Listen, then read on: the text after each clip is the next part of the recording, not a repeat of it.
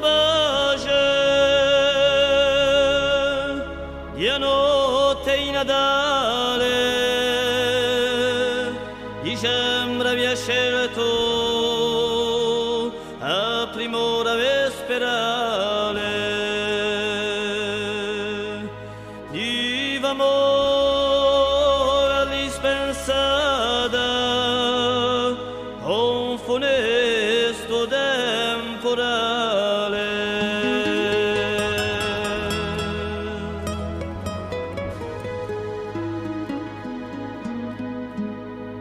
Tra i doni e tempesta ne soffrì la contrada nuova piana cumineto dalla neve accampata c'era una onda di capre all'amore te condanna. Chers auditeurs, bonsoir. Bonsoir Jacques. Bonsoir Marie-Yvonne, et bonsoir chers auditeurs. Alors, nous sommes un petit peu sensibilisés ce soir. Nous avons des pensées pour Jean Ferré. Je suis un peu émue, puisque ça fait 18 ans qu'il nous a quittés, le 10 octobre 2006. J'ai toujours coutume de dire que j'ai beaucoup grandi à ses côtés, puisque j'ai eu la chance d'être 10 ans son assistante. Et je garde vraiment un bon souvenir. Vous l'avez évidemment connu, messieurs. Ah oui, Jacques, oui, moi j'ai été l'un de ses invités, j'ose pas dire préféré, mais enfin quand même fréquent. Oui. Henri, Moi, je l'écoute depuis 92 ou 93, quand je suis arrivé en région parisienne, pour pouvoir l'écouter, puisque je ne pouvais pas l'écouter dans le Nord où j'étais auparavant. Oui, Donc, maintenant nous écoutons Radio Maintenant, oui, mais à Courtoisie l'époque, on avait dans que la le monde radio. entier Voilà. avec Internet. On n'avait que la radio à cette époque-là. Oui. Moi aussi, Claude. fidèle auditeur. Mais je ne l'ai jamais rencontré en personne, mais fidèle auditeur depuis longtemps, comme Henri. Oui, vous n'êtes jamais venu à la fête des Si, livres de juin. J'ai connu Jacques très tard. Ah Bien, chers auditeurs, nous allons vous présenter nos invités de ce soir. Nous avons le grand bonheur de recevoir Maëlys Lardet, Lardet, mère au foyer, pour son ouvrage Femmes vaillantes, les sentinelles des légionnaires, aux éditions d'Un autre ailleurs. Autour de la table, donc Claude Wallard, chroniqueur à Politique Magazine et à la Nouvelle Revue Universelle, président du Cercle Vauban, et Henri Baclet, directeur de la publication de Politique Magazine. Hilaire n'est pas là ce soir, empêché, et on le retrouvera dans 4 semaines. Voilà.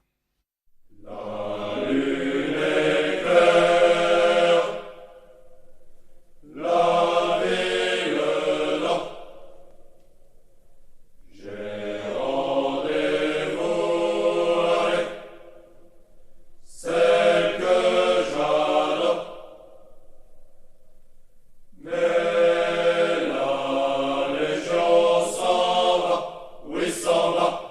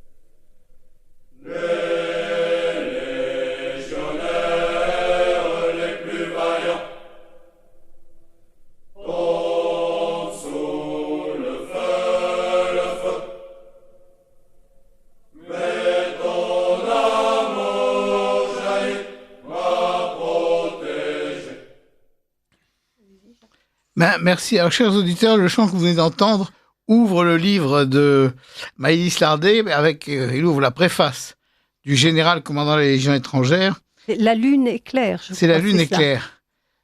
Chant traditionnel de la Légion. Oui. Et comme le dit le général Lardet dans sa préface, Jeannine a protégé son légionnaire, mais on ne sait pas si le légionnaire est rentré. Et d'ailleurs, c'est l'une des questions de ce livre. Le légionnaire va-t-il rentrer? Et s'il rentre, quand rentre-t-il? Et puis, va-t-il rentrer vraiment? Bon, donc, mais en fait, généralement, dans votre livre, il rentre. Il rentre, mais pendant tout le temps où il n'est pas là, Madame a beaucoup d'activités. Elle est Madame Gertout. Bon. Donc, comme le dit celle qu'il a écrit avec vous, je pense, parce qu'elle a signé pas mal d'articles. Marie-Laure. Marie-Laure Vincenzini. Marie-Laure Vincenzini. Voilà, bonjour madame, bonjour messieurs, je suis très honorée et heureuse d'être avec vous sur ce plateau ce soir. Alors en effet, je ne me sens pas seule. J'ai en effet Marie-Laure dans le cœur, hein, elle m'a énormément aidée à écrire cet ouvrage. Nous l'avons écrit toutes les deux. Et je raconte d'ailleurs comment j'ai rencontré Marie-Laure, parce qu'elle m'a demandé un service. C'est quelque chose qui me tient très à cœur. Et ce service a permis du coup cette belle rencontre. Et nous Vous l'avez rencontrée à Kourou, je pense, non? Non, je l'ai rencontrée à Aubagne. À Aubagne. Et j'étais arrivée depuis peu de temps. Et elle m'a demandé un service. Et elle m'a demandé d'emmener son petit à l'école. Et je l'ai rencontrée grâce à cette demande. Et je l'ai répété plusieurs fois aux autres épouses en disant « Il faut vous entraider, ça vous permettra de rencontrer vos sœurs Légion ». Voilà. Donc Marie-Laure est bien sûr dans mon cœur ce soir, mais il y a aussi bien sûr Aliénor, qui est l'épouse actuelle du Père Légion, puisque mon mari a rendu le commandement de la Légion il y a un peu plus d'1 an. Il y a toutes les épouses de légionnaires, notamment particulièrement celles qui ont témoigné dans cet ouvrage, et puis toutes les épouses de chefs de corps, toutes les épouses qui s'investissent pour aider. Mais on est un peu perdu là. Vous dites donc chef de corps. Père Légion, vous pouvez nous donner un petit peu pour le situer? Ce sont des grades, ce sont des... Alors en effet, le général qui commande la Légion étrangère est appelé le Père Légion. Très bien. Voilà. Donc j'ai eu cet honneur d'être l'épouse du Père Légion pendant 3 ans. Pour combien de temps ils sont nommés alors? Ça dépend. Ça dépend. Ça peut être 2 ans, 3 ans. Mm-hmm. Il y en a qui ont fait 4 ans. Voilà. Et quand je salue les épouses de chefs de corps, en effet, dans tous les régiments Légion, il y a un chef de corps. Et l'épouse du chef de corps a un rôle particulier parce qu'elle accueille les épouses des légionnaires et elle organise beaucoup d'événements pour elles. Elle organise aussi des cours de français. Voilà, l'épouse du chef de corps a un rôle certain et c'est pour ça que je me permets de les saluer ce soir. D'entraide. Hein. Oui, voilà. Oui. Alors, comment vous est venue l'idée de ce livre? Comment vous avez été portée à le faire? Je vais tout vous dire. Voilà, en fait, il y a 12 ans, mon mari commandait le 3e REI à Kourou. Et j'ai eu la chance, durant ce séjour de 2 ans, de rencontrer d'une manière toute particulière les femmes de légionnaires. Forcément, quand on est l'épouse du chef de corps, on les rencontre différemment. Et puis, en plus, quand on est outre-mer, forcément, on est loin des familles. Et on s'occupe d'elles. Voilà. Donc, j'ai eu cette chance. Et déjà, en échangeant avec ces femmes, je m'étais dit, mais c'est incroyable qu'on n'ait jamais écrit sur elles. Il y a beaucoup de choses sur la Légion, ce qui est normal. Beaucoup de documentaires, beaucoup d'émissions, beaucoup de livres. Mais on n'a jamais écrit sur ces femmes qui ont des parcours de vie époustouflants, des femmes qui ont quitté leur pays, leur famille, qui souvent arrivent en France sans dire un mot de français. Et donc, voilà, on n'a jamais parlé d'elles. Donc j'avais ça dans le cœur. Et sur le coup, je me suis dit, mais est-ce que je saurais écrire un livre? Et puis, 10 ans après, mon mari prend cette belle responsabilité de commander la Légion étrangère. Et je rencontre à nouveau ces femmes. Mais ce qui a été le déclic pour me faire écrire ce livre, c'est que j'ai réalisé que l'épouse de légionnaire, et quand je dis ça, je pense à l'épouse de militaire en général, avait un certain découragement. Et je le comprends. Je l'explique par le fait que l'esprit de la société a beaucoup évolué, beaucoup changé depuis une 15aine d'années. Et maintenant, le modèle de la femme que la société propose correspond de moins en moins à ce que peut être une femme de militaire. Ce sont des femmes qui ont des carrières assez rectilignes. Voilà, leur carrière est vraiment très importante pour elles. Et puis, ce sont des femmes qui se font aider par leur mari, beaucoup plus qu'avant. Pour les enfants, le ménage, la cuisine. C'est une réalité à prendre en compte. Et du coup, ce qu'on a fait, nous, il y a 30 ans, de suivre nos maris, mais on avait un modèle de femme qui était différent. Nos mères, pour la plupart, avaient été mères au foyer. ces jeunes épouses qui arrivent, elles ont de plus de mal à accepter cette vie de femme de militaire. Et je pense qu'il faut le prendre en compte, notamment leur carrière. Alors, il y a plein d'éléments qui rentrent en compte. C'est vrai qu'il y a même au niveau du financier. Maintenant, un couple avec un seul salaire, c'est de plus en plus difficile. Il y a plein de choses à prendre en compte. Mais je pense aussi qu'il y a un besoin de reconnaissance parce que ces femmes ne se retrouvent plus dans ce modèle du tout. Et qu'elles se disent, mais je me fais avoir, qu'est-ce que c'est que cette vie qui m'attend? Où je vais pas forcément avoir la carrière que j'ai imaginée, je vais être obligée de rebondir. Et puis j'ai un mari qui sera pas beaucoup là pour m'aider. Voilà, donc c'est cette réalité qui m'a donné qui m'a donné envie d'écrire ce livre en disant, mais moi je vais dire à ces femmes qu'elles sont des femmes merveilleuses, des femmes exceptionnelles, et qu'elles font beaucoup pour la société. Qu'un légionnaire qui est bien dans sa famille est bien dans son métier, qu'on a besoin de légionnaires, et que ces sentinelles vaillantes, du coup, sont indispensables. Voilà. Oui, très bien. C'est vrai que c'est un monde un petit peu lointain pour nous, même pour différent d'un militaire, alors, Claude aussi. Mais il y a beaucoup de similitudes dans la mesure où nous aussi, ce que les légionnaires appellent la régulière, c'est-à-dire tous ceux qui ne sont pas légions, il y a aussi des chefs de corps, des régiments, les structures réglementaires sont les mêmes, mais c'est l'esprit qui est différent et les traditions sont différentes puisque la Légion étrangère a été créée en 1830 par Louis-Philippe et exclusivement comportant des professionnels.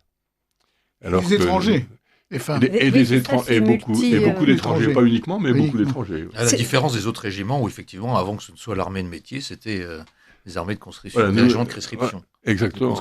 C'était la conscription. Mais jusqu'en 96. Moi, j'ai servi presque uniquement avec des appelés. On ne commande pas exactement de la même manière un jeune appelé qu'un légionnaire. Très bien. Il y a des différences. Et vous dites, madame, d'ailleurs, que ces légionnaires, maintenant, sont obligés d'avoir 5 ans à vivre en... Oui, alors ça a toujours été. Pour un bon amalgame. Ça, c'est... un légionnaire, pendant 5 ans, doit vivre au quartier. Mm-hmm. Donc il y a une obligation de célibat pendant 5 ans. Oui. Parce que ça ressort un peu de votre Mais voilà, ils ne peuvent pas en tout cas vivre avec leur compagne ou leur épouse. Et oui, c'est une réalité. Mais oui, je voudrais revenir sur ce que vous disiez. Ce livre, il s'adresse vraiment à toutes les femmes de militaires. Je dirais même qu'il est presque même sorti maintenant un peu du milieu militaire. J'ai des épouses de diplomates, des épouses d'expats qui me disent que ce livre leur parle beaucoup parce qu'elles aussi ont dû renoncer à des choses pour suivre leur mari.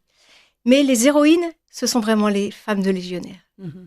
Et voilà, je n'en suis pas. Moi, je suis femme d'officier légion. J'ai pas quitté mon pays, ma famille, pour suivre mon mari. Elles, ce sont vraiment les héroïnes de cet ouvrage parce qu'elles ont un mérite fou. Voilà, c'est pas facile de quitter son pays, sa famille, d'arriver dans un pays dont on ne parle pas la langue. Souvent, leurs diplômes ne sont pas valables quand elles arrivent en France, alors qu'elles ont fait des études. Donc, ce sont vraiment les héroïnes, mais qui du coup peuvent parler à toutes parce que forcément, elles ont une vie particulièrement difficile du fait d'être déracinées pour suivre leur mari. Oui, d'ailleurs, vous dites... Julia, chef d'orchestre, pardon. Non. Oui, Julia. Julia, Julia, c'est en effet une rencontre magnifique et elle a vraiment un mérite fou. Hein. Elle était chef d'orchestre en Russie. Ah oui, voilà. Quand elle est arrivée en France, elle s'est rendue compte que ce diplôme n'était pas valable. Et elle est tombée de mauvaise surprise en mauvaise surprise. Elle était persuadée qu'elle arriverait à trouver du travail dans ce domaine-là. Et puis son mari est parti, elle s'est retrouvée avec un petit bébé. Et elle a fait une grosse dépression. Elle nous a raconté ça. Et elle s'est soignée par naturopathie. Et elle s'est passionnée pour la naturopathie. Elle a passé son diplôme de naturopathe. Et elle a ouvert son cabinet. Voilà. Et son mari a été muté de nouveau et elle a fait ce choix de suivre son mari et de fermer son cabinet. Alors elle continue par Internet. Maintenant, on peut heureusement faire des choses. Mais elle a vraiment du mérite et c'est un très beau parcours d'une femme aimante. Oui, vous dites justement, avec toutes ces nationalités, à la Légion, nous avons une richesse unique qui est la diversité des nationalités. Il faut prendre conscience de cette chance inouïe de pouvoir créer des liens si forts avec des personnes de toutes les cultures que la vie ne nous aurait pas donné de rencontrer sans le métier de nos maris. Oui, ça c'est vraiment quelque chose qui me tient à cœur de partager avec toutes mes sœurs Légion, parce que je pense qu'on a beaucoup de chance et on ne le réalise pas forcément au début. On voit toutes les difficultés. Et moi, en tout cas, maintenant, au bout de... Voilà, ça fait 32 ans que mon mari est rentré à la Légion. Et je me rends compte vraiment que toutes ces personnes m'ont ouvert le cœur et l'esprit. C'est comme ça que je définis le mieux. Toutes ces rencontres. Vous le dites, vous l'écrivez. Et c'est pour ça que malgré... Ça ne m'a pas empêché de râler aussi beaucoup sur cette vie. Je le dis pour rassurer les jeunes épouses. Mais finalement, je me rends compte que j'ai souvent rencontré des personnes. Et en échangeant avec elles, je me disais, j'ai eu une vie pas toujours facile. Mais pour rien au monde, j'échangerai ma vie avec elle parce que cette vie, elle m'a vraiment ouvert le cœur et l'esprit. Je pense que c'est beaucoup de chance. Oui. Mais c'est pas toujours facile. Vous dites qu'il y a une femme de légionnaire, 5 ans de séparation. Oui, alors ça, souviens plus du c'est prénom. une histoire particulière. Il y en a fait beaucoup de choses difficiles. Oui, Patricia nous a fait ce beau témoignage. En effet, pendant 5 ans, elle a pas revu le papa de ce petit bébé qu'elle avait, et elle l'a attendu. Elle l'a attendu en lui envoyant régulièrement des...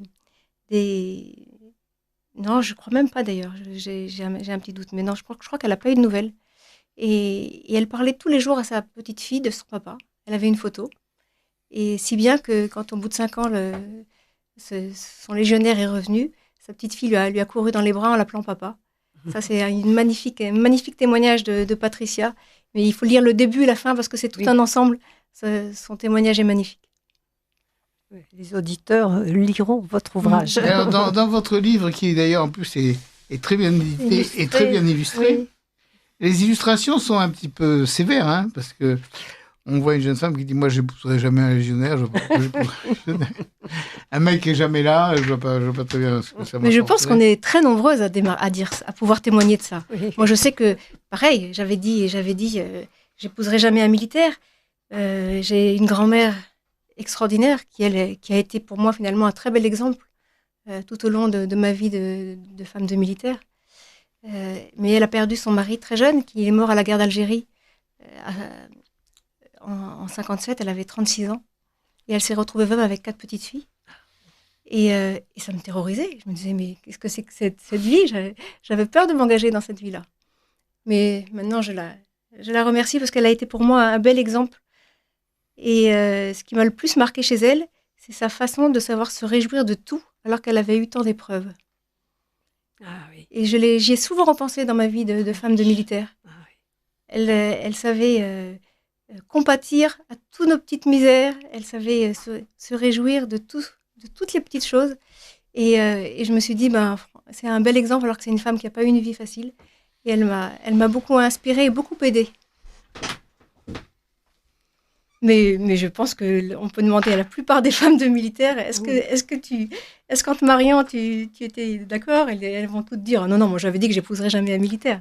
Oui, il y a même des parents antimilitaristes d'une jeune femme. Oui, absolument. Il y en a beaucoup qui témoignent en disant, je n'avais aucune idée de ce qu'était la Légion quand je me suis mis avec mon légionnaire et mes parents étaient antimilitaristes.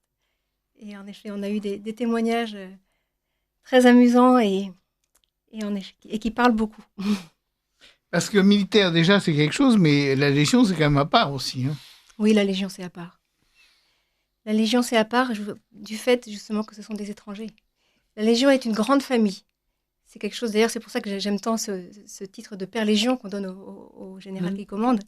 Ça montre bien l'esprit de la Légion. Et il y a, par exemple, quelque chose d'à part. À la Légion, on fête Noël. Les militaires fêtent Noël entre eux, les légionnaires. Et oui, voilà. Du coup, les épouses sont toutes seules. Et c'est la seule arme où on fête Noël tous ensemble. Pourquoi? Parce que les légionnaires n'ont pas leur famille. Ils ont quitté leur pays. Et du coup, on fête Noël avec les légionnaires, notamment ceux qui, pendant 5 ans, vivent entre eux. Il faut bien fêter Noël avec eux. Et chaque section fait sa crèche. Oui, absolument. Ah oui. Chaque compagnie fait sa crèche. Et ça, c'est un moment d'ailleurs très fort pour les familles militaires. Le lendemain de Noël, on va visiter les crèches. Et voilà, c'est un moment très fort également pour les lieutenants, les commandants de compagnie qui espèrent gagner le prix parce qu'il y a un jury des crèches, voilà, la veille. Ah. Et ça existe toujours. Oui, ça existe toujours. C'est formidable. Oui, dans tous les régiments Légion, il y a un jury des crèches et il y a la crèche qui gagne un prix. Donc forcément, tout le monde a envie de gagner. Ça, c'est à Aubagne. Non, c'est dans tous les régiments Dans légion. tous les régiments. Oui. Ah, oui. Oui, c'est une belle fête familiale. Et puis, il y a la fête de Cameron, bien évidemment. Ah oui, voilà. Expliquer peut-être aux auditeurs Cameron. Cameron, c'est la grande fête de la Légion où, en fait, bon, ça, je vais les laisser lire. Hein. Il y a une page sur Cameron. C'est peut-être le mieux hein, de les inciter à lire. Mais pour leur donner un peu le 30 avril. Vous pouvez le lire. Oui, alors si vous voulez. Donc c'est le 30 avril. Cameron est une grande fête dans tous les régiments Légion, aussi bien pour les légionnaires que pour leurs femmes et leurs enfants. Parce que voilà, c'est le capitaine d'Anjou qui a tenu jusqu'au bout. Et voilà, ils sont tous morts, mais ils ont tenu jusqu'au bout pour aller jusqu'au bout de la mission. C'est une fête légionnaire très belle, qui est particulièrement marquante aussi à Aubagne, puisque tous les ans, il y a une personne choisie qui remonte la voie sacrée en portant la main du capitaine d'Anjou. Donc c'est un moment plein d'émotions. Il y a un jeune lieutenant qui lit le récit de la bataille de... Dans tous les régiments, il y a un jeune lieutenant qui récite par cœur le récit de Cameron. Voilà, donc si vous voulez, je peux lire en effet cette page. Cameron est une grande fête dans tous les régiments Légion. Les épouses commencent à coudre et bricoler plusieurs mois avant le 30 avril pour confectionner ce qu'elles vendront sur leur stand. Début avril, tout s'organise. Qui peut prendre un créneau de permanence pour vendre? Qui peut apporter un gâteau, une quiche ou faire des crêpes? Même les anciennes participent avec beaucoup de générosité et prennent leur tour de garde. Cameron, c'est sacré. La fête dure 2 jours dans une magnifique ambiance familiale. Elle commence par une belle prise d'armes qui s'achève par un défilé très apprécié des familles, car elles attendent le passage de leur mari ou de papa. Ça, c'est vrai que pour les enfants, quand leur papa défile, c'est quelque chose... Ah oui, ça, je l'ai lu, c'est très émouvant. Et je pense que pour les familles, c'est très important. Et moi, je vois nos enfants, Cameron, pour eux, ça reste un souvenir formidable. Et ils acceptent d'autant plus cette vie qui n'est pas facile parce que leur papa n'est pas là, en disant, il y a Cameron. C'est une fête qui fait du bien à tout le monde. Nous sommes émus, nous aussi, quand on les voit le 14 juillet. Oui, le 14 juillet. Je trouve, oui. Ils finissent toujours le défilé parce qu'ils ont un pas plus lent.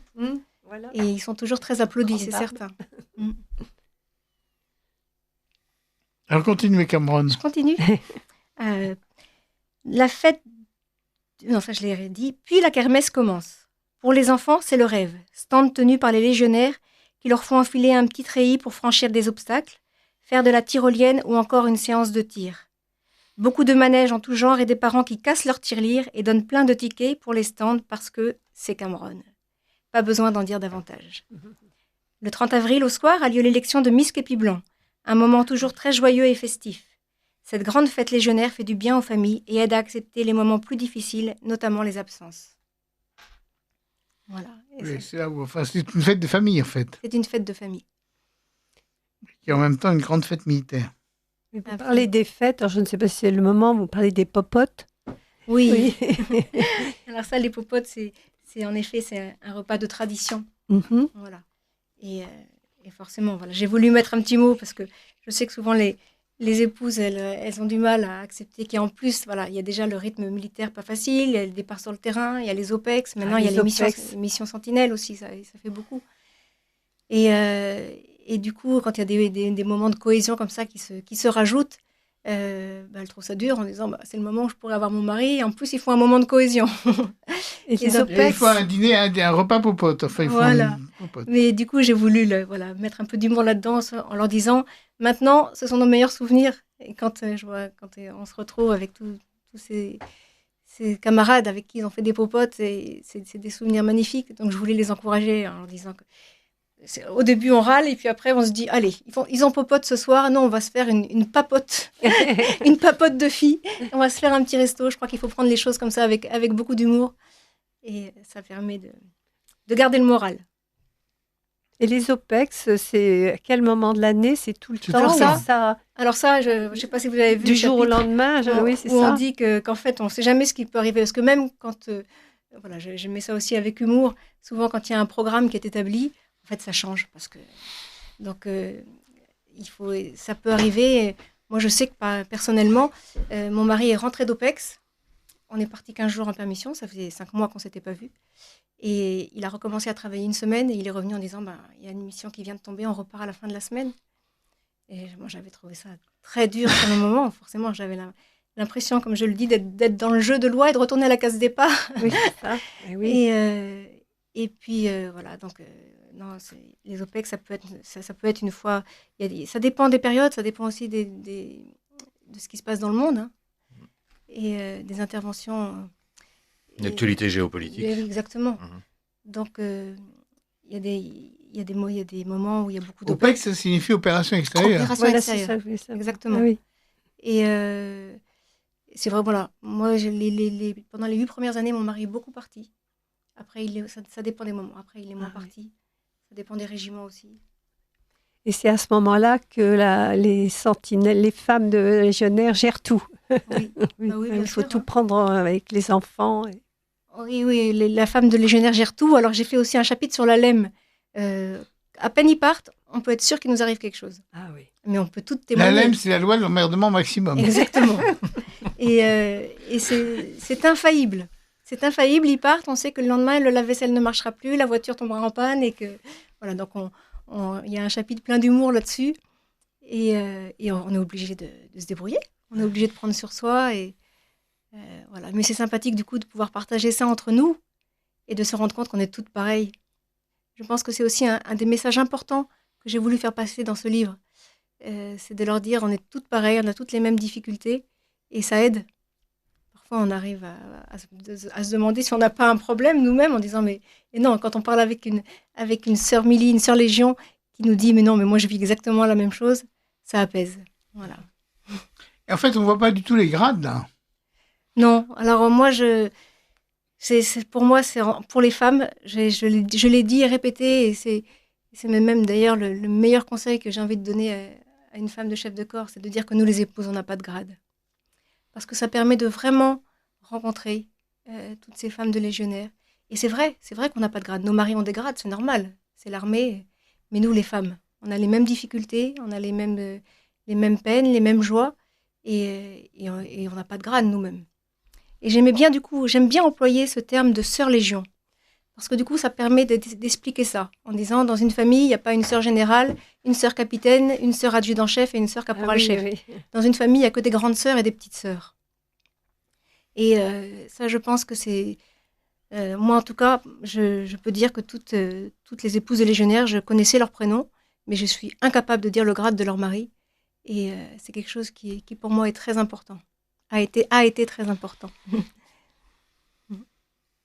En fait, et dans un temps où on est très multi-ethnie, vous avez la chance d'avoir, comme vous dites, énormément de nationalités différentes, et ça fait partie de la vie de la Légion, ça. Mais oui, et alors c'est vrai au niveau des légionnaires, mais au niveau des épouses, moi j'ai découvert des traditions, alors des traditions même, il y a différentes religions, il y a les orthodoxes aussi, il y a les protestantes, il y a plein de traditions dans chaque religion, dans chaque nationalité, dans chaque culture. Et notamment même tous les pays asiatiques. Ça a été très, très enrichissant pour moi de découvrir la façon de fêter les choses. Là, on voit beaucoup de Russes et de Polonais. Hein. Oui, il y a pas mal il y a des Russes et des Polonais, mais il y a quand même beaucoup de nationalités. Et c'est vrai par exemple, on organise une soirée internationale. Ça, c'est un moment exceptionnel. Chacune cuisine un plat de son pays ou de sa région de France. Et on se retrouve, il n'existe pas au monde de restaurants avec une telle diversité de menus. Et généralement, en plus, elles s'habillent dans leur habit traditionnel. C'est des moments uniques. Il y a aussi même la façon de réagir devant les choses suivant les cultures. Moi, j'ai beaucoup appris. Je me souviens d'une épouse asiatique qui avait eu bien des misères. Et j'ai été marquée par son sourire permanent qu'elle n'a jamais quitté. Et elle m'a beaucoup appris. Et c'est vrai que suivant les cultures, on a une façon de réagir différente devant les événements. Et oui, j'ai beaucoup appris devant toutes ces femmes, les Roumaines, les Malgaches, je pourrais, si je reprends le livre, en fait, il y a 150 nationalités à la Légion. Donc, Et ces femmes, on en voit qui ont tout abandonné. On en voit une qui est devenue pharmacienne à Madagascar. Elle a retrouvé son légionnaire et elle a planté sa pharmacie. Sandra, quel magnifique témoignage. Et alors qu'elle a eu du mal à avoir sa pharmacie et à passer ses diplômes. Ouais, c'est un beau témoignage. Hein. Elle a suivi son mari. Et alors, souvent, elles ont cette difficulté pour faire valider leur diplôme. Mais souvent, c'est un peu un monde pour elles, parce qu'elles se retrouvent, leur mari pas là, elles ont des enfants, il faut c'est tout un monde d'aller faire valider leur diplôme. Il faut parfois qu'elles remontent sur Paris pour cela. Et du coup, elles rebondissent. Elles trouvent un autre travail. Je me souviens d'une épouse roumaine qui m'avait beaucoup marquée. Elle travaillait dans le milieu médical et elle s'occupait des enfants handicapés. Et quand elle a vu que son diplôme n'était pas valable en France et qu'elle ne pourrait pas travailler dans ce domaine-là, elle a fait une formation de masseuse. Voilà. Donc elle était venue, je me souviens, au petit café de rentrée. Elle m'avait demandé, quand j'étais épouse de chef de corps, si je pouvais dire aux autres épouses qu'elle faisait des massages pour celles qui avaient besoin. Et j'avais pu discuter avec elle, j'avais été marquée comme tout quand elle m'avait raconté tout ça. Je m'étais même dit, je vous l'avoue, je ne lui arrive pas à la cheville à cette femme. Je me suis rendu compte que voilà, j'avais eu une vie sans doute plus dorée qu'elle et qu'elles avaient une générosité, un dévouement qui m'a beaucoup appris. J'étais agréablement surprise de voir toutes ces associations, je ne sais pas si, d'entraide dans tous les domaines. Validation des acquis, la langue française, besoin d'un médecin. C'est toute une organisation entre vous. Bah oui, on est obligé. Hein. Mais oui, non, mais, on est obligé de s'entraider. Moi, je sais que par exemple, j'ai emmené des amis à coucher. Oui. Quand les maris sont pas là et que le bébé s'annonce plus tôt, allô, est-ce que tu peux m'emmener à la maternité? Il y a même un mari qui accouche ça. Oui. C'est à Mayotte, non? Oui, je ne sais plus. Viviana, ça c'est une très belle histoire. Il n'y a pas de centre hospitalier. Non, donc, voilà, ça s'est fait comme ça. Et elle lui a discerné un diplôme de sage-femme. Elle nous a raconté ça en riant beaucoup. Et oui, non, mais c'est vrai qu'il y a des sacrées histoires. On n'a pas le choix. On y va. Mais oui. Et vous gérez les arrivées justement de toutes ces femmes qui sont perdues, qui arrivent ou à Aubagne ou... Oui, forcément, une épouse de chef de corps a la mission d'accueillir ces femmes. Ouais. Mais il n'y a pas que les épouses de chef de corps, les épouses de commandants de compagnie aussi. Les épouses des présidents des sous-officiers, des présidents des caporaux-chefs, toutes ces femmes-là accueillent ces femmes qui arrivent. Et je voudrais d'ailleurs, s'il y a des épouses de légionnaires qui m'entendent aujourd'hui, les encourager vraiment, quand elles arrivent, à ne pas avoir peur d'aller prendre contact avec toutes ces personnes qui peuvent les aider et les accueillir. Parce que je pense que, voilà, quand on est épouse de légionnaire, épouse de militaire, on a besoin de partager avec d'autres personnes qui comprennent. Bien sûr. Et bien sûr qu'on a besoin aussi d'avoir d'autres amis qui ne sont pas forcément militaires, ça nous sort aussi de ce milieu. Mais c'est très important d'en avoir quand même avec qui on peut dire des bêtises, rire, parce qu'on a besoin de rire, et râler aussi sur notre condition qui n'est pas toujours facile, mais avec quelqu'un qui comprend, ça dédramatise beaucoup de choses, ça aide énormément. Et puis surtout, comme vous le dites, de s'entraider. Ah oui. Ça, c'est indispensable. Quand on ne parle pas la langue, d'arriver justement... Alors, il y a, normalement aussi dans les régiments légions, il y a aussi des cours de français qui sont mis en route pour les épouses. Voilà, pour les aider. C'est pas toujours facile pour elles, quand elles arrivent comme ça, d'aller s'inscrire à Pôle emploi. Souvent, elles ont des petits, donc c'est pas forcément évident. Mais même de s'exprimer pour, je veux dire, aller chez le boulanger, vous relatez des petites anecdotes tout à fait délicieuses.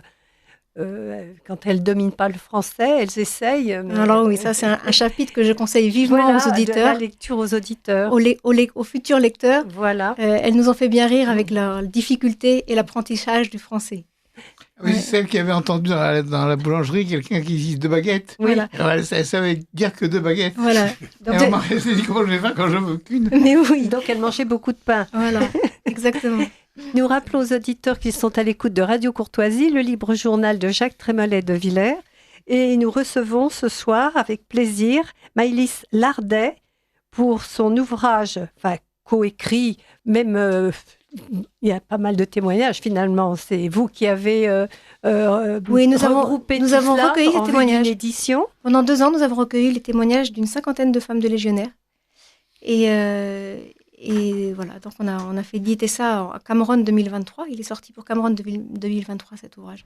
Et en effet, ces femmes nous ont aidés à écrire le livre, parce que c'est elles qui témoignent. Donc ce livre, c'est Femmes vaillantes, les sentinelles des légionnaires, d'un autre ailleurs édition. Alors à cette occasion, je crois que vous souhaitez que tous les bénéfices de cet ouvrage reviennent au foyer, de vous nous expliquer un petit peu et la façon de se le procurer. Oui, alors ça c'est très important. Avec Marie-Laure, nous avons vraiment voulu que tous les bénéfices de cet ouvrage reviennent pour aider les épouses de blessés et les veuves des légionnaires. On a été bouleversés en recevant les témoignages des épouses de blessés et des veuves. Alors bien sûr, la solidarité de la Légion les aide, mais dans ces moments-là, il y a forcément des grosses dépenses. Hein. Quand elles doivent faire garder leurs petits, même se prendre une chambre d'hôtel pour être près de l'endroit où leur mari est hospitalisé. Il y a beaucoup, et on s'est dit que si cet ouvrage qui rend hommage aux femmes de légionnaires pouvait les aider, ce serait pour nous un grand bonheur. Donc pour cela, il faut commander le livre sur le site Solidarité Légion étrangère. Solidarité Légion étrangère. C'est à la fin du livre, là. Je vais vous dire ça allez-y. exactement. Mais je pense qu'en tapant... Voilà. Donc c'est www.solidarité-légion-étrangère.fr. Vous pouvez leur donner, s'il vous plaît? www.solidarité-légion-étrangère.fr, sans aucun accent. Et par téléphone, si toutefois nos auditeurs ne sont pas très à même, c'est pas possible. Ou alors, dans certaines librairies, non. Alors, moi, je vous encourage à le commander sur le site de la Légion, parce que tout revient du coup au foyer d'entraide de la Légion étrangère, donc on appelle le FELE. La Légion vit de tous ses dons en fait pour aider les anciens légionnaires. Il y a une grande solidarité, et notamment aussi les épouses et les familles qui en ont besoin. On peut rappeler le prix de l'ouvrage? L'ouvrage est à 20 €. 20 €, oui. Voilà, on peut le commander aussi à la FNAC et en librairie, mais dans ces cas-là, il y aura un pourcentage moindre qui reviendra à la Légion étrangère. C'est dommage. Oui. Voilà. Oui. Mais enfin, il faut savoir que vous pouvez l'avoir dans toutes les librairies. Oui, exactement, il faut le savoir. Oui, c'est mieux que de ne pas le commander. Absolument. Vous avez peut-être d'autres détails que nous aurions négligé de rappeler sur cette vie de femme de légionnaire? Alors, oui. Moi, je voudrais que vous nous disiez, parce que j'avais sélectionné on ne peut pas tout lire pour les auditeurs, ils le liront eux-mêmes, mais enfin, il faut quand même donner une idée. J'avais sélectionné le témoignage de Corinne, mais je pense qu'en fait, il vaut mieux que ce soit vous, avec une voix féminine, qui le lisiez, plutôt que moi, voilà. Avec grand plaisir, d'autant plus qu'aujourd'hui, c'est l'anniversaire de Corinne. Bon. Donc, je vous souhaite un bon anniversaire, à Corinne. Voilà. Et son témoignage est magnifique. Donc, je vous le lis. Je suis épouse de légionnaire. Mon mari a commencé comme simple soldat. Originaire de la région parisienne, en suivant mon mari ici dans le Gard après la naissance de notre fils, j'ai quitté mon emploi d'infographiste 3D dans une société très connue de jeux vidéo. J'ai créé ce logo en hommage aux épouses que nous sommes. Donc, il apparaît sur la feuille de C'est elle gauche. qui a créé le logo. À la flamme. Voilà. Ça, c'est Alors, ça. Il faudrait Elle a créé un expliquer très, cela, très, oui. très joli logo et elle va en donner l'explication par la suite. Mhm.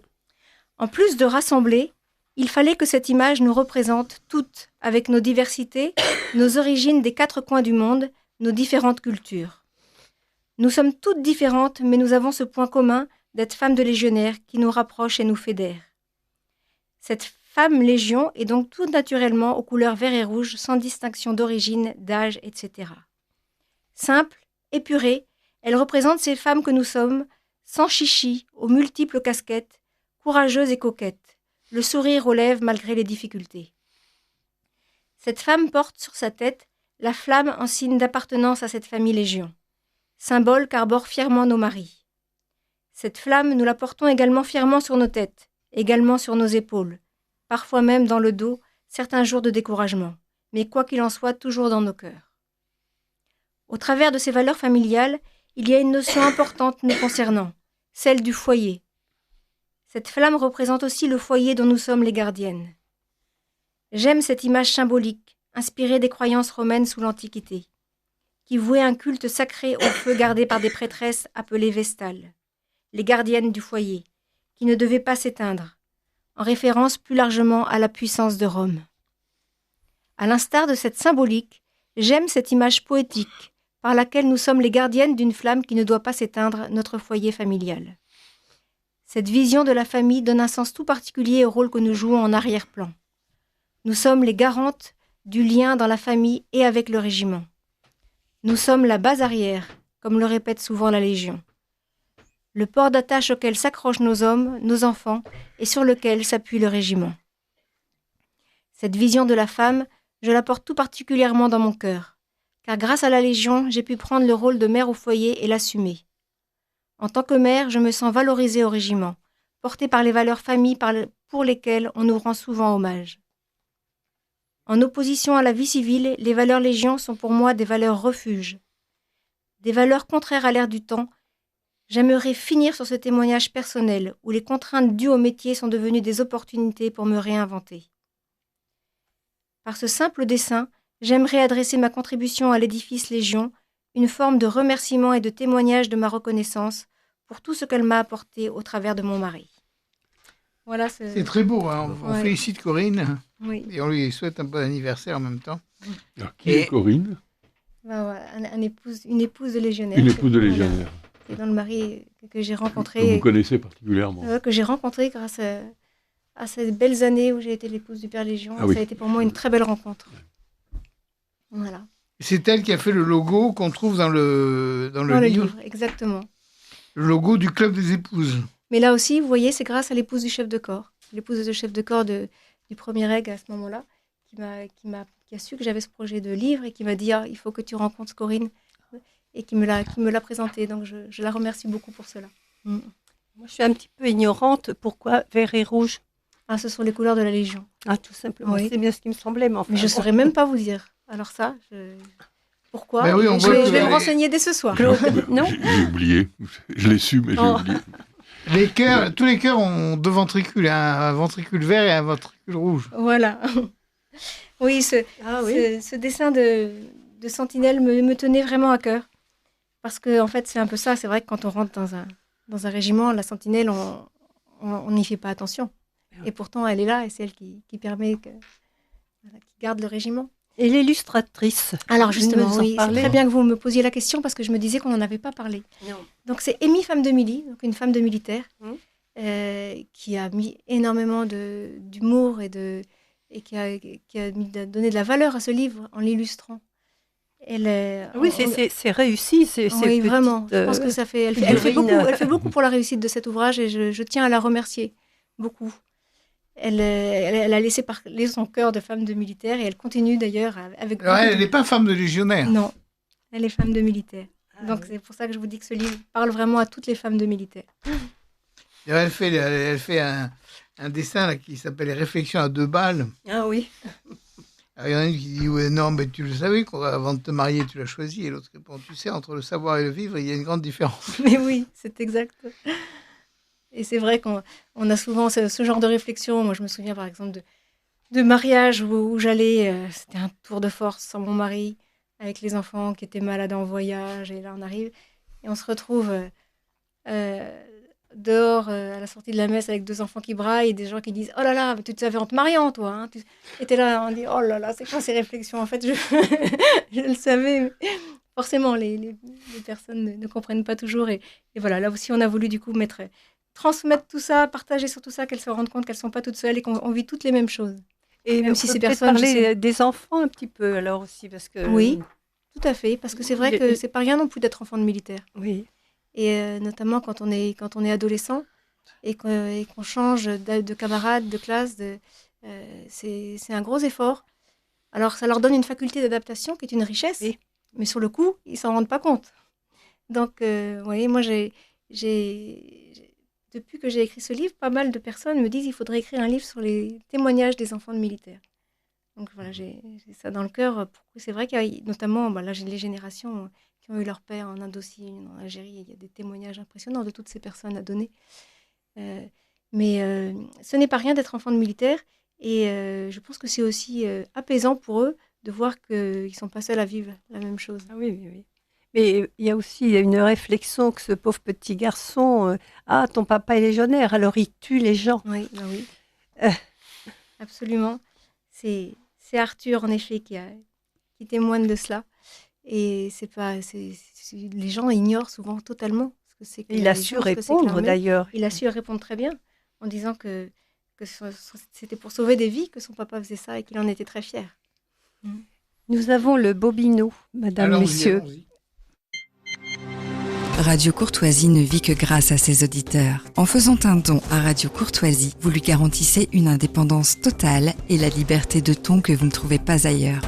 Rendez-vous dès maintenant sur soutenir.radiocourtoisie.fr ou envoyez votre chèque au 61 boulevard Murat, 75 016 Paris.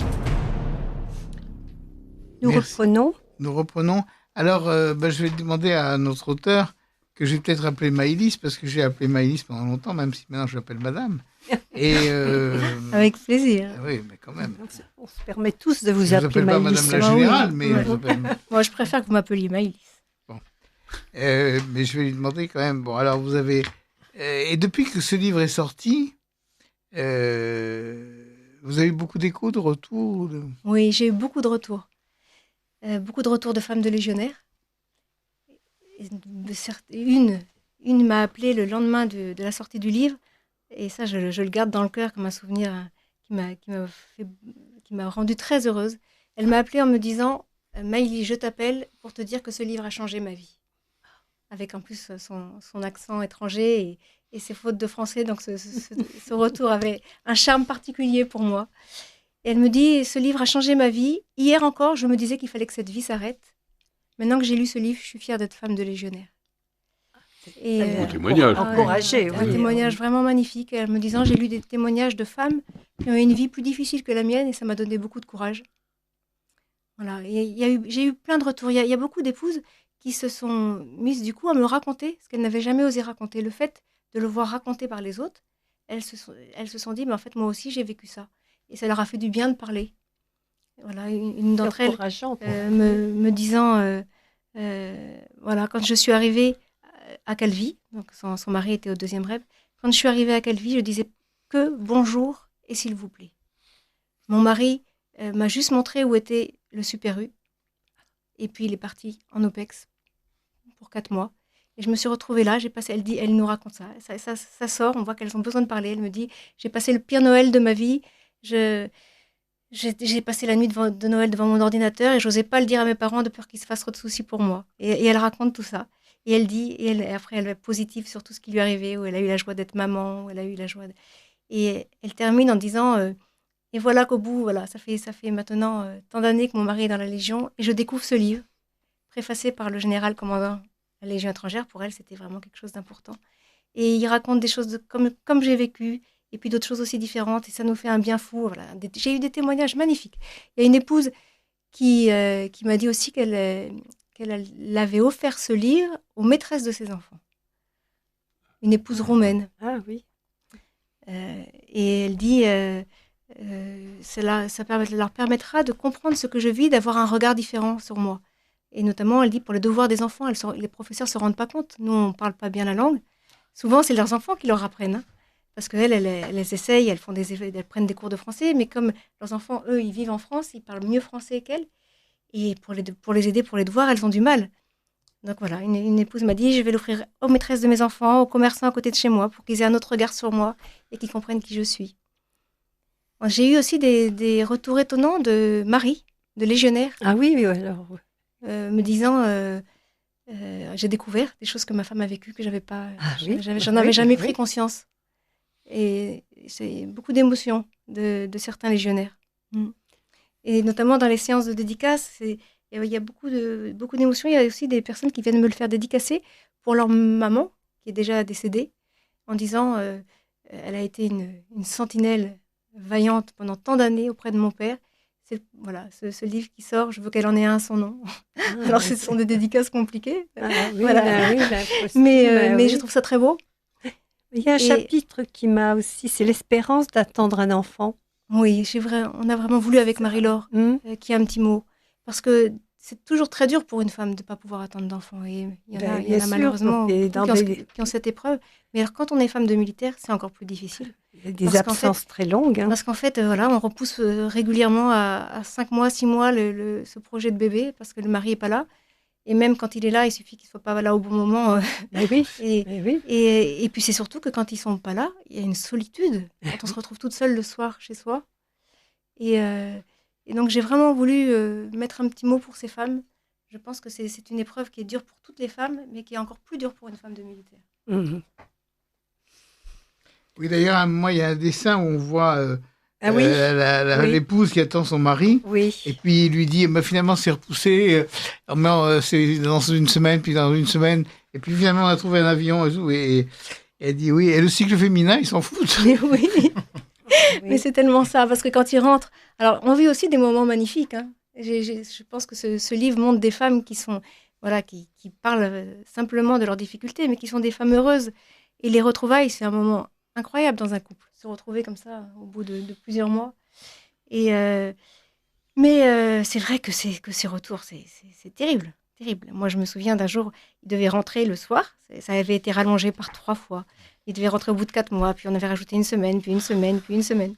Et le jour J, j'ai une amie, vous voyez, comme je vous dis, comme quoi les sœurs Légion s'entraident, une amie merveilleuse qui me dit, écoute, la journée va être trop longue pour toi. En plus, j'avais eu un bébé toute seule pendant ce séjour.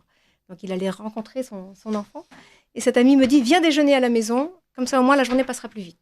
Ok, je suis chez elle, je surveille l'heure, il doit arriver à 19h. Et là, à 17h, coup de fil de la femme du capitaine qui dit, mince, ils ne sont pas partis. Ça pète dans un pays à côté, on ne sait pas s'ils vont y aller ou pas. Voilà, maintenant j'en rigole. mais sur le coup, oh là là, ils nous font vivre de ces choses. Mais c'est vrai que, bah oui, forcément. Non. Mais surtout on se prépare pour vous, messieurs. Hein. Donc, mais bien surtout qu'on se prépare. On se prépare des... et c'est pour ça que je me permets de mettre ce petit mot sur le cycle féminin. Je pense que ça fera sourire beaucoup de femmes de militaires. C'est une réalité. Voilà. On espère être la plus belle possible quand on les retrouve, c'est normal.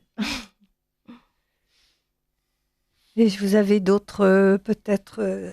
Oui, il y a plein de beaux passages. J'ai été marquée aussi par ce moment, au moment de la guerre en Ukraine, là, par la solidarité de toutes ces femmes. Il y a eu quelque chose de très beau. Là, j'ai vu toutes les nationalités s'entraider. Et je pense que c'est quelque chose à raconter. Et c'est proche, là. Oui, j'ai été très marquée. Voilà, il y a eu la Légion a proposé aux légionnaires qui se faisaient du souci pour leur famille d'aller les récupérer. Il les a accueillis. Et du coup, j'ai lancé une collecte de première nécessité pour toutes ces familles qui arrivaient. Et j'ai été marquée de la réaction de toutes ces femmes, de toutes les nationalités. Une épouse française qui avait eu la déception de voir une fille qui n'avait pas marché et qui était donc très déçue, qui espérait attendre un second bébé.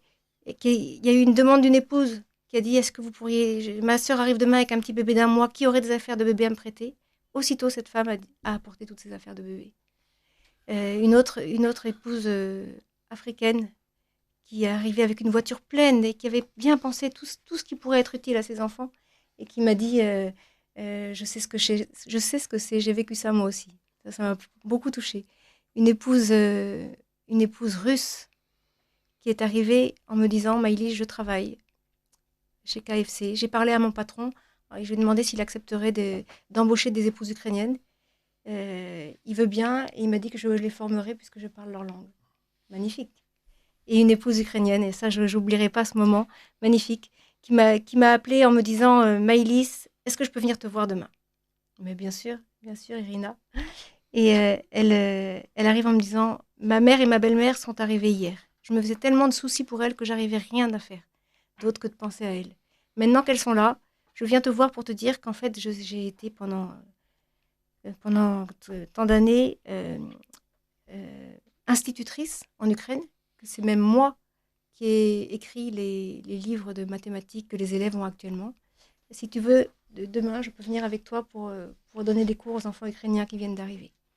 Voilà. Une solidarité, et c'est un moment qui m'a profondément marquée pour montrer la richesse de partager avec toutes ces femmes. Voilà. Il y a à peu près combien de légionnaires C'est 6000.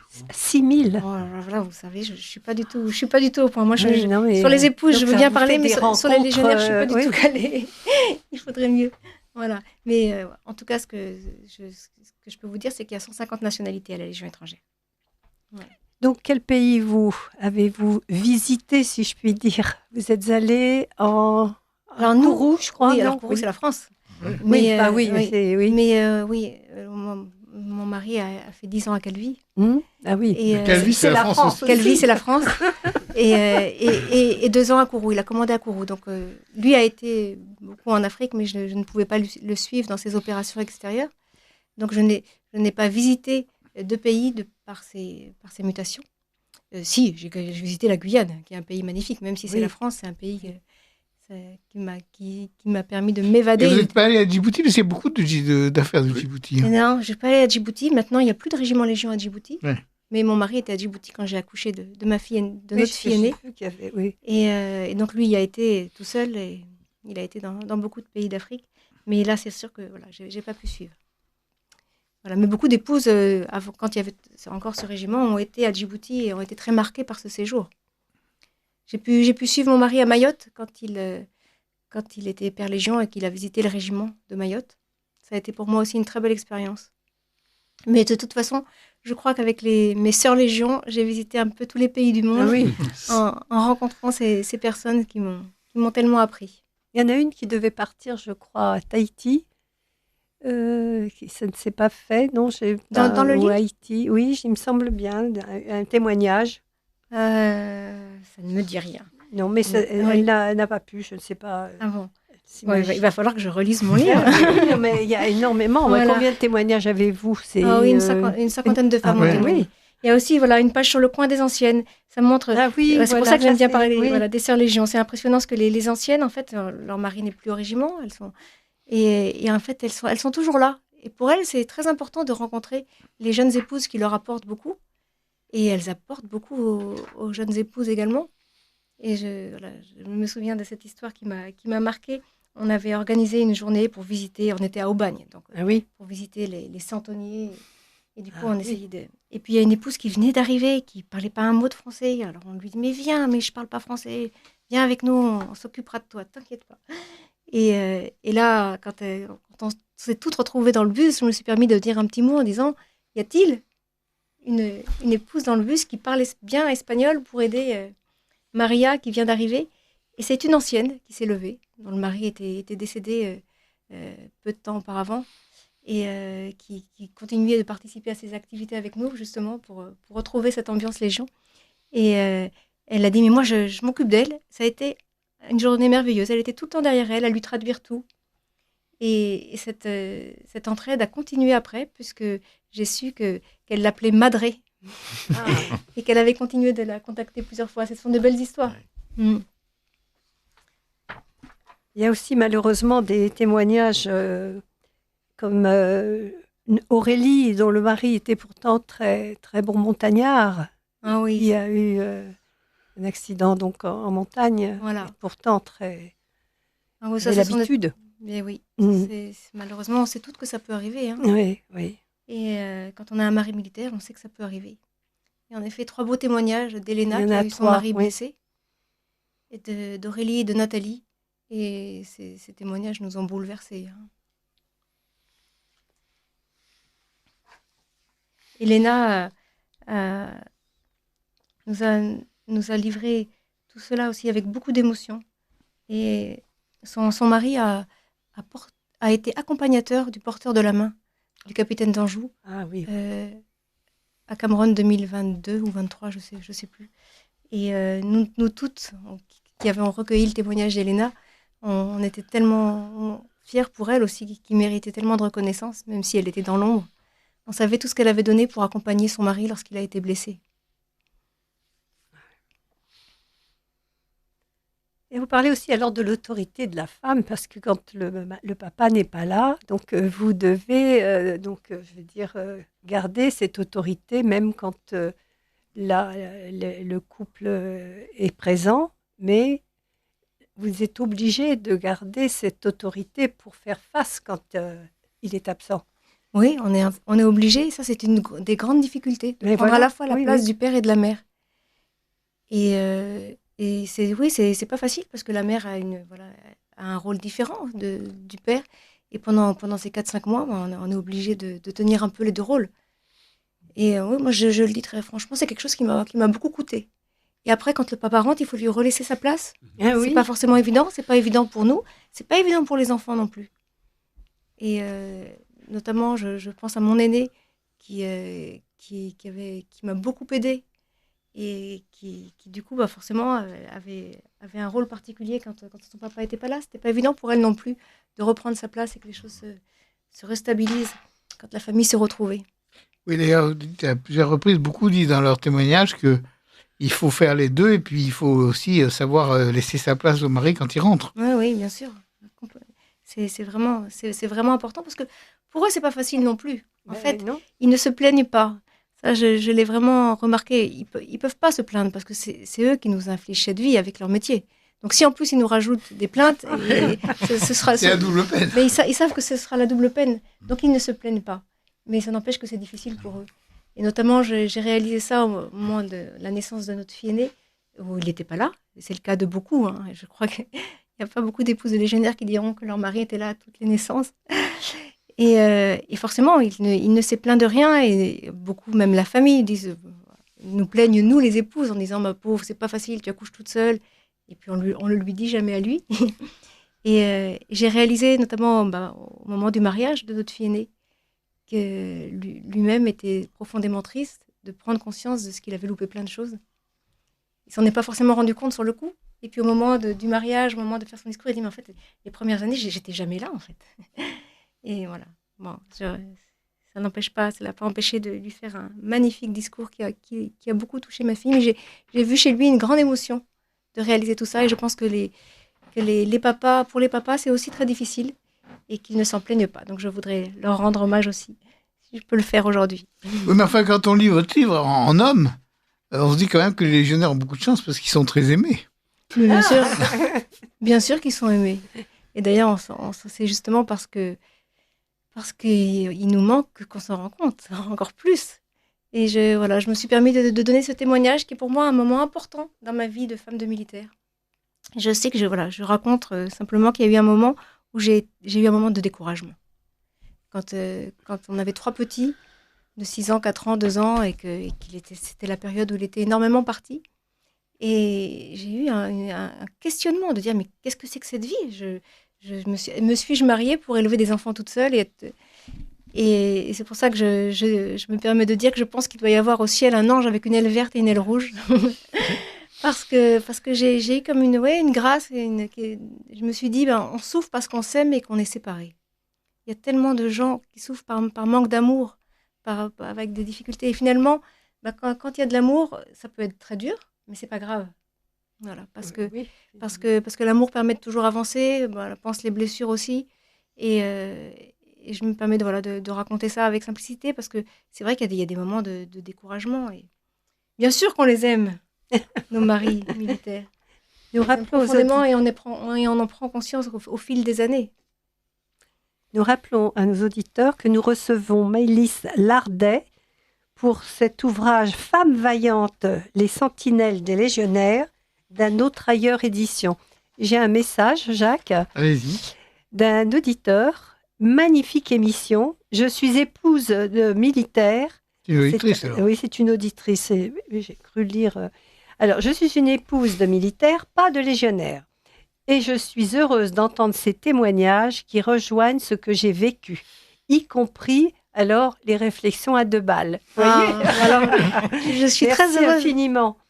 Je suis très heureuse de saluer cette sœur Milly, parce que les épouses de militaires, je pense qu'on est plus que des amis, on est comme des sœurs. On a tellement vécu la même vie qu'on n'a pas besoin de 2 minutes pour se comprendre et échanger. Donc, je suis très heureuse de pouvoir la saluer, la remercier de ce message et je serais ravie de partager cet ouvrage avec elle. Les réflexions à 2 balles, nous en avons parlé très peu. Oui, nous en avons parlé tous oui. les deux. Mais il y a un dessin sur Réflexion à 2 balles qui est très bon. Ah oui, vous pouvez nous le décrire.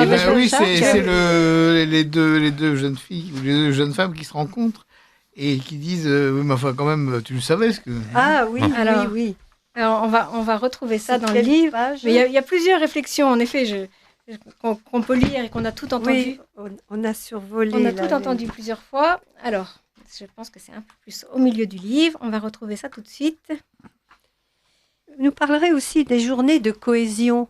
Oui. On n'en a pas parlé. Non, nous n'en avons pas parlé. Ça, c'est très important. Oui. Parce que ça aide déjà à se rencontrer et à casser les grades, comme on disait tout à l'heure. Voilà. Quand on se retrouve à une journée de cohésion, qu'on est toutes... alors, je vois par exemple, quand on est à Kourou, on fait le ce-feu des épouses. C'est le centre d'entraînement en forêt équatoriale. Ah. C'est un moment extraordinaire. Moi, c'est la fierté de ma vie d'avoir fait ça. En treillis, on est en pleine forêt, on monte notre bivouac, on a de la boue partout. Chaleur humide. Mais oui, mais c'est extraordinaire. Et on se retrouve toutes à partir comme ça. On laisse les enfants au mari. C'est un week-end exceptionnel. Et on s'entraide. C'est vrai que je pense que c'est merveilleux pour mettre une bonne ambiance dans un groupe. Et comme je disais, casser les grades. Quand on est toutes dans la boue, on ne se dit pas qu'il y en a une qui est générale et l'autre qui est... Voilà. Et ça, c'est une fois? Alors, les épouses de chefs de corps font en fonction, mais il y a vraiment beaucoup d'épouses qui organisent ça. Des journées vie ma vie, où on passe une journée, voilà, comme les militaires. Et alors, moi, je raconte toujours cette réflexion de ma chère Nadia, quand elle est rentrée de ce feu des épouses. Elle m'a dit avec son accent plein de soleil. Ah oui. Avant, quand mon mari rentrait du terrain, je lui disais tu me mets ton linge dans la machine, tu me défais un... Maintenant, quand il rentrera, je lui dirai pose ton sac là, si tu veux le défaire demain, tu peux. Parce qu'elle était tellement épuisée par ce week-end, elle disait mais j'avais jamais réalisé que nos maris pouvaient être fatigués comme ça quand ils rentraient du terrain. Donc c'est très bon aussi. Très bon aussi pour faire prendre conscience aux épouses de... Nous avons droit à une jolie photo avec le treillis de ces dames. Oui. Ah ouais, non, mais ça, c'est des moments vraiment uniques. Et pour moi, ça a été quelque chose d'incroyable. J'ai pu faire 2 fois ce feu des épouses. J'en garde un souvenir merveilleux entre la poésie légionnaire. Je me souviens de ce légionnaire, quand je passais un obstacle, qui m'a dit « Alors là, madame la colonelle, tu mets ton abdominaux sur la poutre ». Et ça, je garde ça dans le cœur. C'est en plus, voilà, une famille tellement sympathique. Voilà, les réflexions à 2 balles, c'est page 44. Alors, on y est. L'Hippico. On y est sur les réflexions à 2 balles. Alors, oui. Alors, comme je dis, nous redoutons ces réflexions car sans le vouloir, elles peuvent blesser. Et même si nous avions su, est-ce que cela aurait changé notre amour pour lui? Non. C'est l'homme que nous choisissons et non son métier. Effectivement, quand on épouse un légionnaire, on épouse aussi la Légion. Je peux dire, quand on épouse un militaire, on épouse aussi l'armée. Et finalement, elle est belle, notre grande famille, et on se comprend toutes. Alors en effet, j'ai mis quelques réflexions que les épouses m'ont livrées. De toute façon, tu es habituée à te débrouiller toute seule, tu le savais en l'épousant. Pourquoi tu fais des enfants avec quelqu'un qui n'est pas là, qui n'est pas faite pour être mère au foyer? Encore toute seule, il est où cette fois-ci? Ça passe super vite une OPEX en fait, déjà 4 mois qu'il est parti. Ça c'est insupportable, nous on est là, on n'en peut plus, on compte les jours et il nous est arrivé toutes les lemmes du monde et voilà, quand on se prend une réflexion comme ça, on répond même pas. Tu ne peux pas lui dire que tu n'en peux plus, il est un peu égoïste quand même.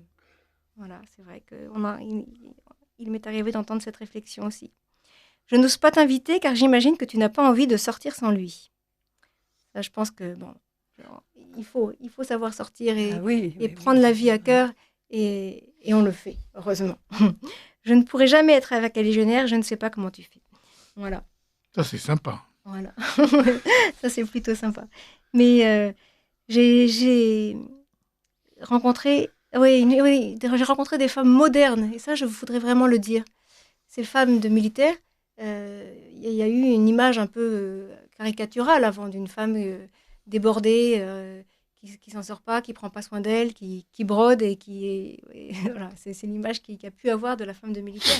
Non, ces femmes de militaires sont des femmes modernes, des femmes incroyables, qui rebondissent. Alors, beaucoup arrivent à travailler, parce que maintenant c'est de plus en plus compliqué aussi de ne pas travailler. Et elles rebondissent, même si elles n'ont pas la carrière qu'elles avaient imaginée, eh bien, elles retrouvent parfois une profession, elles la font à mi-temps. Mais elles sont époustouflantes, hein, vraiment. Et puis d'autres font le choix d'être mère au foyer. Et je voudrais vraiment rendre hommage aussi à ces femmes. Parce que ce choix, je l'ai fait moi personnellement, hein, pendant 20 ans. Et je ne le regrette pas du tout. Ça a été des années... Vous avez quelques lignes très jolies à cette... Oui, ça a été des années avec mes enfants qui sont inoubliables. Et puis, avec mon mari tellement absent, je n'ai pas imaginé faire autrement. Et puis après, j'ai travaillé et j'ai eu beaucoup de plaisir aussi à travailler à ce moment-là. Mais je comprends très bien qu'on fasse ce choix-là. Et je voudrais vraiment rendre hommage aussi à ces femmes parce que je sais que souvent, elles se culpabilisent maintenant de faire ce choix, d'être mère au foyer. Ah oui. Donc, c'est pas évident de faire ce choix dans la société actuelle. Et quand on est femme de militaire, parfois, ça s'impose à nous aussi parce qu'on est là pour 2 ans, on a des tout-petits. Ce qu'on gagnerait, ça payerait tout juste la crèche ou la garderie. Mais ça n'empêche pas que pour elles, ce sont des renoncements parce qu'elles avaient une profession, qu'elles étaient bien installées, tout était organisé pour que ça se passe bien et qu'il faut tout défaire et tout recommencer. Et puis il y a énormément de témoignages de femmes qui travaillent. Et il y a beaucoup de jeunes filles qui font des études maintenant, de toute façon. Donc, Bien sûr. Et notamment l'épouse de légionnaire, maintenant, a vraiment des diplômes. C'est des femmes qui ont vraiment du mérite. Et attends, je voulais dire autre chose. Et vous dites à propos d'une qu'elle a un CV qui époustoufle tout ce qui le voit parce qu'elle a quand même des expériences extrêmement diverses. Mais oui. Alors, je crois que c'est Yulia dont on a parlé tout à l'heure, mais il y en a beaucoup d'autres. Il y en a beaucoup d'autres. Je pourrais toutes les citer, en fait. Comme je dis à un moment dans le livre, je pourrais presque finir le livre et rien qu'en citant tous ces prénoms de femmes de légionnaires. Tellement je les ai toutes dans le cœur. Mais il faut lire le livre. Ça, on va le dire aux auditeurs. Il y en a qui ont des parcours incroyables et qui s'adaptent. Et je pense qu'on vit à une époque où il faut rendre hommage à ces femmes parce qu'elles méritent vraiment la reconnaissance. Alors, il y a une femme de légionnaire dont les 3 fils se lancent dans la Légion. Oui, Céline. Une très belle personne. Ah oui. Et elle a ses 3 fils qui se sont engagés. Ça, c'est vrai que sur le coup, c'est difficile parce qu'on déjà on vit ça avec notre mari. Ah oui. Je pense que les femmes militaires, on prend sur nous parce qu'on n'a pas le choix.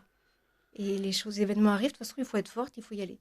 Et puis quand on arrive à un stade, après, quand on prend un peu de l'âge et que nos enfants ont grandi, il y a des choses qui ressortent très fort. On se rend compte en fait que ça a été dur, même si sur le coup, on n'en a pas pris conscience. Et Céline, je pense qu'en voyant ses 3 fils s'engager, elle a réalisé aussi tout ce qu'ils allaient vivre, eux, tout ce que leurs compagnes ou leurs épouses allaient vivre aussi. Oui, je suis heureuse de lui rendre hommage ce soir sur cette antenne. Mais moi, je l'ai vu aussi très fort personnellement. Et des choses non formulées parce qu'on n'avait pas le choix, parce qu'on n'avait pas le temps, tout simplement. Il fallait avancer. Et qui ressortent. Et voilà. Notamment, mon fils aussi est militaire et il a eu son... Il n'était pas là pour la naissance de son fils. Ah. Et à ce moment-là, c'est ressorti très fort chez moi. Parce que je me souvenais de ce que j'avais vécu, alors que j'avais un peu camouflé à l'époque. C'est normal. Je pense que toutes les femmes de militaires comprendront ce que je veux dire. On prend sur nous, mais ça n'empêche pas que ça a été difficile et qu'il y a parfois des larmes qui ressortent après coup. Voilà. Et pareil pour les enfants de militaires. Oui. Et notamment ceux qui ont perdu leur père très jeune. Et il y en a des témoignages comme ça. Et qu'il n'y a pas le choix, il faut avancer, il faut être fort. Et puis on sent des moments de grande émotion, parfois quand on parle avec eux. Pardon. Donc, un petit message. Bonsoir, quelle vie héroïque. Ma mère, professeure en métropole, épouse de militaire, allait rejoindre mon père qui dirigeait une compagnie en plein Djebel pendant la guerre d'Algérie et quittait le milieu de gauche du corps enseignant qui devait tourner le dos à une épouse de tortionnaire selon leur grille de lecture. En tout cas, bravo madame. PS, une question. Est-ce que votre invité apprécie le célébrissime chanson de Piaf? Ah mon légionnaire, oui, c'est bien vrai. Sûr. On aurait pu aussi. Alors, ou pas, personnellement, je l'apprécie toujours autant. Ah, mais moi aussi, Édith Piaf. J'aime beaucoup Édith Piaf. Et puis alors, ce chant Mon légionnaire, bien sûr, a une valeur toute particulière. Ah oui, oui. C'est vrai qu'on aurait pu la mettre, en effet. Mais je crois oui, que Stéphane... Elle en avait d'autres. Il y a la chanson sur le carré de la Légion. Stéphane va nous trouver ça rapidement. Parce que... Non, il ne va pas trouver. Non. Dans votre livre, à la page 33, il y a les événements marquants de la vie d'épouse. Oui, alors ça, c'est une page aussi qui me tient à cœur parce qu'elle montre bien ce que vit l'épouse de légionnaire. Et il y a en effet les beaux témoignages de Juliana, Aura et Alice. Et voilà, ces épouses étrangères. Alors, je vais vous lire le petit paragraphe. Juliana a éprouvé une immense fierté en obtenant son décret de naturalisation. Elle était la seule étrangère au sein de son foyer, son mari étant devenu français avant elle et ses enfants étant nés en France. « J'ai envie de faire quelque chose pour mon pays d'adoption, nous dit-elle. Quand je lis ça, j'entends sa voix si charmante. Elle est roumaine, Juliana. Elle a même fait éditer son passeport alors qu'elle n'en avait pas vraiment l'utilité, juste pour le sortir fièrement quand on lui demanderait de présenter une pièce d'identité. Et il y a Alice qui nous dit qu'Alice a été très marquée par la cérémonie de naturalisation de son mari dans les jardins du Sénat. Le décret lui a été remis par le président du Sénat lui-même. Et le patriotisme, ce sentiment d'attachement à son pays, a pris du sens pour elle ce jour-là. Elle nous livre avec émotion cette exclamation de son mari. « La Hongrie, c'est chez moi, la France, c'est ma maison. » Voilà, je trouve ça très beau. Et puis Aura qui est l'épouse mexicaine et qui nous a une femme charmante. Je vois son beau sourire quand je lis ça. Et Aura nous a dit que son papa lui parlait régulièrement de Cameron Veracruz lorsqu'elle était petite. Elle se souvient de ce moment d'émotion lorsque son père a vu pour la première fois son gendre en uniforme et qu'il en a eu les larmes aux yeux. Et elle nous disait que c'était également un moment très fort pour elle d'écouter le récit de Cameron par le plus jeune lieutenant chaque année. Pour une Mexicaine, c'est important. Ah oui, bien sûr. Oui. Voilà. Et puis moi, je raconte ce moment qui m'a profondément marquée lorsque mon mari était parti à Brazzaville en 97 pour l'évacuation des ressortissants. Ben forcément, on se faisait beaucoup de soucis. Hein, puis on n'avait pas de nouvelles. C'était une période où il n'y avait pas de portable.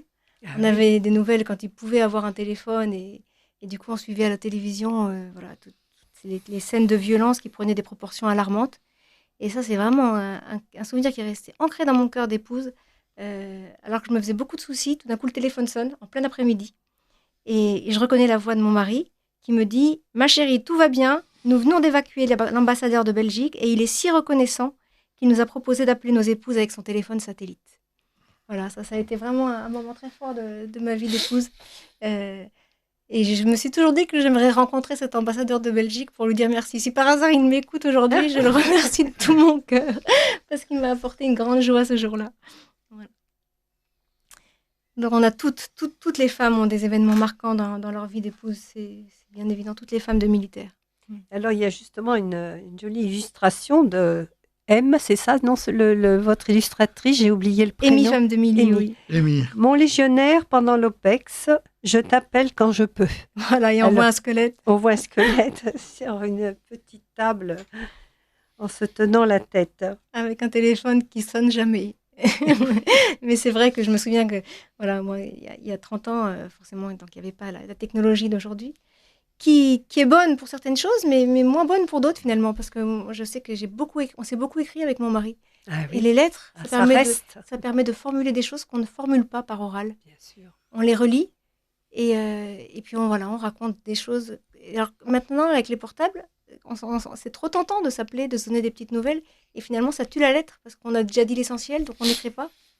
Et donc, moi j'encourage vraiment les jeunes épouses à prendre le temps de s'écrire avec leur mari quand ils sont comme ça, loin l'un de l'autre.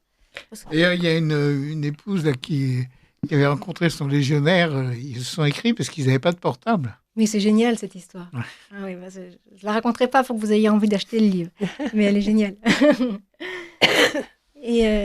Ah oui, il faut acheter ce site parce qu'il y a beaucoup de très jolies histoires d'amour. Hein. Oui, oui, c'est une leçon d'amour. Mais écoutez, nous répétons le titre de l'ouvrage. Alors, de Maëlys Lardet et Marie-Laure Vincenzini, Femmes vaillantes, les sentinelles des légionnaires, d'un autre ailleurs édition, dont les bénéfices, rappelez-le nous, reviennent au foyer d'entraide de la Légion étrangère, dans le but d'aider notamment les épouses éprouvées par la blessure ou le deuil de leur mari, et à commander sur le site Solidarité Légion étrangère. Voilà, on peut dire, et au prix de 20 €. Oui. C'est vraiment pas. Alors, on a peut-être parce que c'est un beau livre relié. Voilà, et en fait, j'ai vraiment ce souci que nous avons eu vraiment avec Marie-Laure, ce souci que l'épouse de légionnaire. C'est un très beau livre. Hein. Oui, que l'épouse de légionnaire puisse acheter ce livre, qu'il soit pas trop cher. C'est ce que nous appelons le format italien, non? C'est allongé comme ça. Et alors, un papier glacé, c'est vraiment très agréable. Très, très bien cartonné. Très beau livre, oui. Très beau livre. Bravo. Oui. Messieurs, vous avez quelque chose à ajouter? Je voudrais rajouter, je ne Nous veux pas avons oublier. 3 oui. minutes. J'aurais parlé de Cheyenne Marie Caron, qu'on ne peut pas oublier par rapport à la Légion, puisqu'elle y est très attachée et qu'elle a fait 2 films sur ce sujet, La beauté du monde, et en hommage aux militaires blessés, mais pas que. Et puis le film Je m'abandonne à toi, où elle rend hommage aux padres, qui ont aussi un rôle très important dans les régiments. J'ai vu moi-même La beauté du monde, un film que j'ai beaucoup apprécié et que je recommande vivement Absolument. aux femmes de militaires. Je ne sais pas si on peut toujours... On peut le commander en oui. DVD sur le site de Cheyenne Marie Caron. Vous tapez Cheyenne Marie Caron et vous avez son site avec la commande possible de DVD. Oui, un film qui parle sur le syndrome post-traumatique. Absolument. Et ça, je pense que ça manque dans notre oui. livre. Je me le suis dit plusieurs fois en ayant eu des témoignages d'épouses qui m'ont raconté après avoir écrit le livre. Vous en parlez un peu avec non, la psychologue, non? Oui, je mets juste à la fin le numéro d'urgence à Mhm. appeler, mais je me suis dit après coup qu'il manquait une page sur le syndrome post-traumatique parce que beaucoup d'épouses souffrent de ça. Souvent, c'est pas grand-chose, c'est une petite chose, mais il n'empêche qu'elles doivent le gérer. Et ça, c'est difficile. Alors maintenant, il y a de plus en plus de choses qui ont été établies, notamment il y a des psychologues qui aident. Mais c'est très dur aussi pour les épouses quand les maris comme ça ont été tellement choqués par ce qu'ils ont vécu qu'ils portent ça après. Il y a eu des gros progrès par rapport aux générations de nos pères dont je vous ai parlé. Enfin, quand ils revenaient blessés, il y avait peu d'aide, ils étaient réformés et puis. Oui, tandis qu'il y a Alors pas que là, mal il y a- d'entraide, il y a eu vraiment des très belles choses sociales et très belles choses médicales. faites pour aider. Mais je regrette de ne pas avoir mis une page dessus parce que c'était une vraie difficulté pour l'épouse aussi. Une 2e édition. Voilà. Oui. Il faudrait exactement. Il nous reste 1 minute chaque, je ne sais pas. Vous Ouais, c'est pas demander à Maëlys Maëlys va de conclure. Oui. Votre passage dans notre joli studio. Voilà, je veux conclure déjà en vous remerciant du fond du cœur de m'avoir permis de parler ce soir. Et je voudrais saluer toutes les femmes de légionnaires et toutes les femmes de militaires. Voilà, aussi, toutes ces sentinelles vaillantes. Les encourager, bien sûr, à acheter ce livre. Surtout on s'associe. C'est une bonne action tous ces encouragements. puisqu'il aide les épouses de blessés et les veuves de la Légion. Et surtout leur dire de ne pas se décourager et de garder confiance en elles, parce que même si c'est pas forcément, si c'est un peu dans l'ombre quand même, tout ce que l'on fait, elles sont des femmes magnifiques et elles mériteraient d'être décorées elles aussi, même si finalement c'est justement ça qui fait notre force. C'est que tout ça on l'a dans le cœur. C'est que vous n'avez pas besoin de décoration. C'est qu'on n'a pas besoin de décoration. Voilà. Mais Mais quand je dis ça, je pense particulièrement aux femmes de légionnaires, parce que les héroïnes de ce livre, c'est vraiment elles. Eh bien, merci, chers Merci auditeurs. beaucoup, nous nous retrouvons dans 2 minutes.